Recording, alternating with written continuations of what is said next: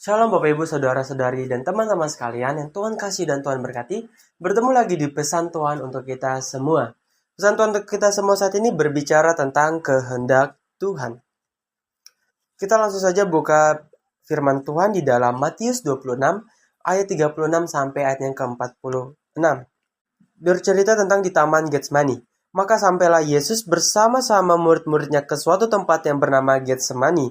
Lalu ia berkata kepada murid-muridnya, "Duduklah di sini, sementara aku pergi ke sana untuk berdoa." Dan ia membawa Petrus dan kedua anak Zebedeus sertanya, maka mulailah ia merasa sedih dan gentar. Lalu katanya kepada mereka, "Hatiku sangat sedih seperti mau mati rasanya. Tinggallah di sini dan berjaga-jagalah dengan aku." Maka ia maju sedikit lalu sujud dan berdoa, katanya, "Ya Bapakku, jikalau sekiranya mungkin, biarlah cawan ini lalu daripadaku. Tetapi janganlah seperti yang ku kehendaki, melainkan seperti yang engkau kehendaki." Setelah itu ia kembali kepada murid-muridnya itu dan mendapati mereka sedang tidur, dan ia berkata kepada Petrus, "Tidakkah kamu sanggup berjaga-jaga 1 jam dengan aku? Maka berjaga-jagalah dan berdoalah supaya kamu jangan jatuh ke dalam pencobaan. Roh memang penurut tetapi daging lemah."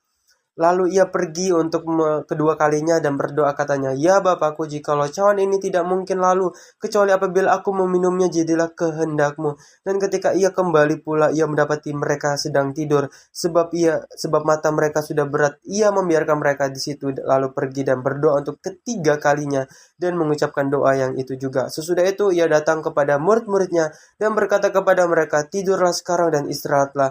Lihat, saatnya sudah tiba bahwa Anak Manusia diserahkan ke tangan orang-orang berdosa. Bangunlah, marilah kita pergi. Dia yang menyerahkan aku sudah dekat." Kehendak Tuhan. Mungkin ketika kehendak Tuhan berbicara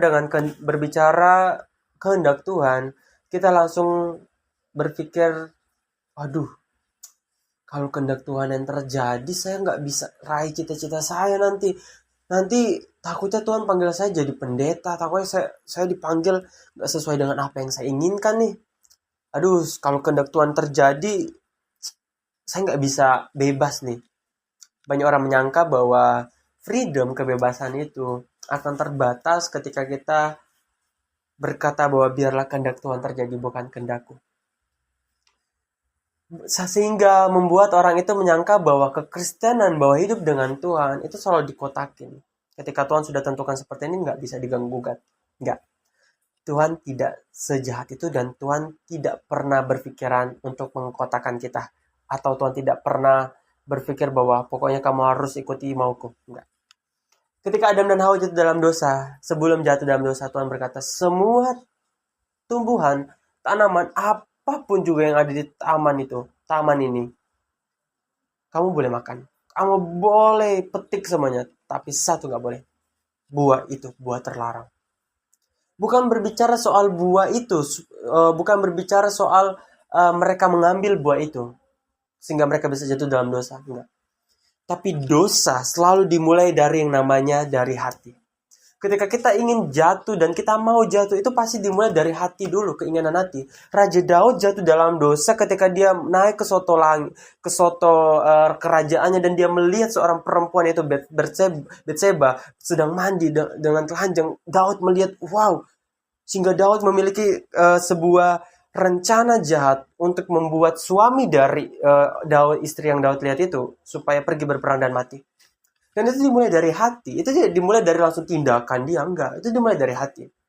Itu dimulai dari yang namanya kegabutan, dan dimulai dari yang namanya, aduh, saya capek, saya lelah. Aduh, saya lakukan ini aja deh. Saya kecewa dengan semuanya. Orang jatuh dalam dosa itu dimulai dari kegabutan. Jadi buat kita semua yang lagi gabut, please carilah sebuah kesibukan yang sekalipun itu tidak menguntungkan, tapi setidaknya itu tidak membuat kita jatuh dalam dosa. Salah satunya adalah melayanilah Tuhan. Kehendak Tuhan. Ketika Tuhan Yesus berkata, "Bapa, kalau boleh cawan ini berlalu gak sih?"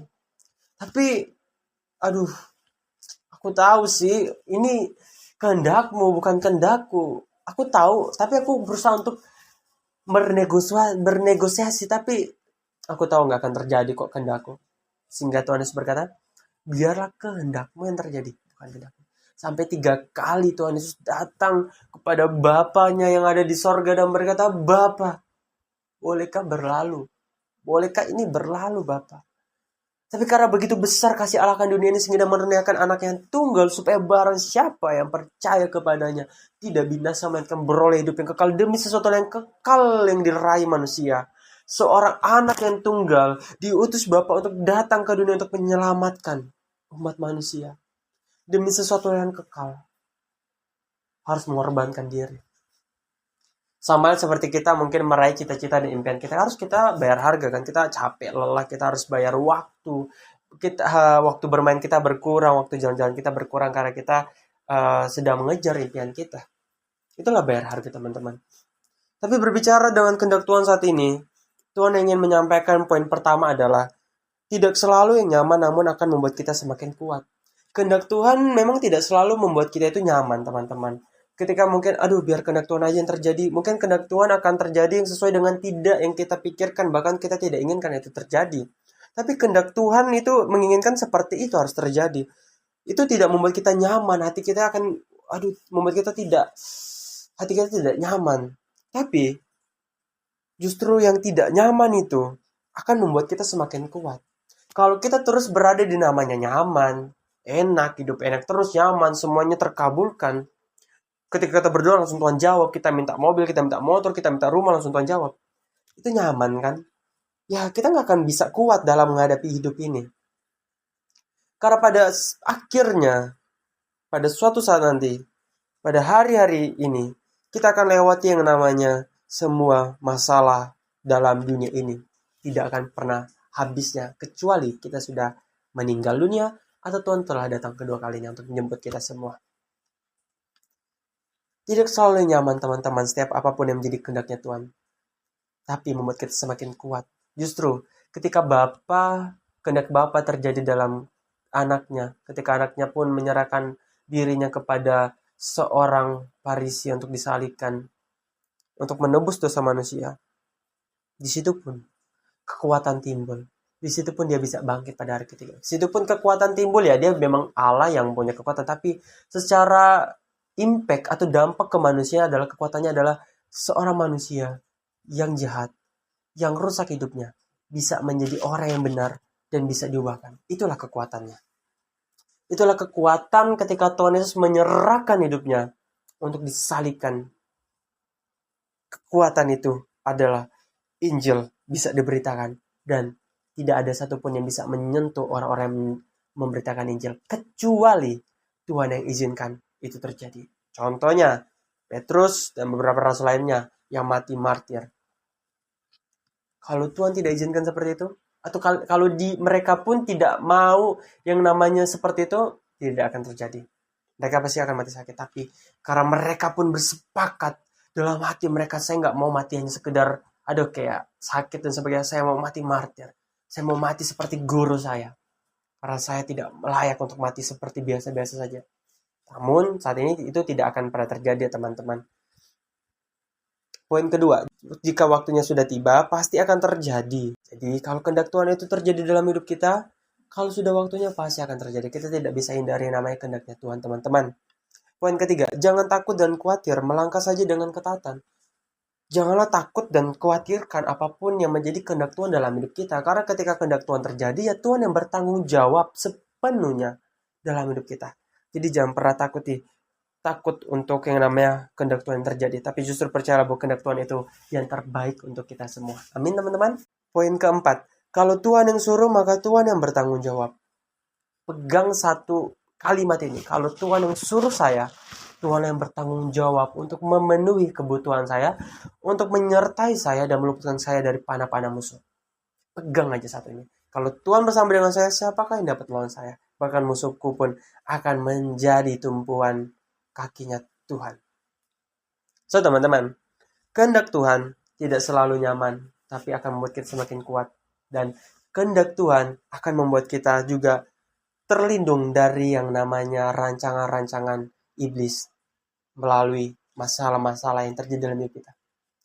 Orang yang selalu berdoa, Tuhan biarlah kehendak-Mu yang terjadi, bukan kehendak-Ku. Orang yang pada akhirnya doanya adalah kehendak-Mu Tuhan yang terjadi, bukan kehendak-Ku. Orang seperti itu adalah orang yang mengerti bahwa Tuhan selalu mendatangkan kebaikan ketika dia berkata, kehendakmu Tuhan terjadi. Gak mungkin Tuhan mendatangkan kecelakaan. Oh, Tuhan Yesus disalibkan? No, no, no. Itu memang sudah tugas awalnya. Dia harus disalibkan. Dia harus yang namanya menderita di dunia ini untuk dia menyelamatkan umat manusia. Namun pada akhirnya apa? Dia bangkit pada hari ketiga dan kekuatannya pun semakin besar untuk bisa membawa umat manusia datang kembali kepada Sang Pencipta, yaitu Tuhan Yesus Kristus.